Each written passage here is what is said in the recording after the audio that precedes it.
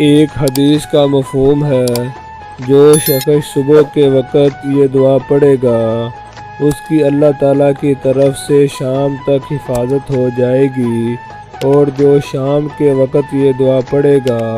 उसकी सुबह तक अल्लाह ताला की तरफ से हिफाजत हो जाएगी। सुब्हानल्लाहि व बिहम्दिही ला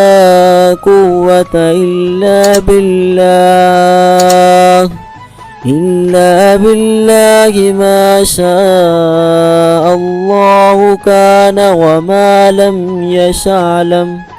وما لم يشأ لم يكن أعلم أن الله على كل شيء قدير أن الله على كل شيء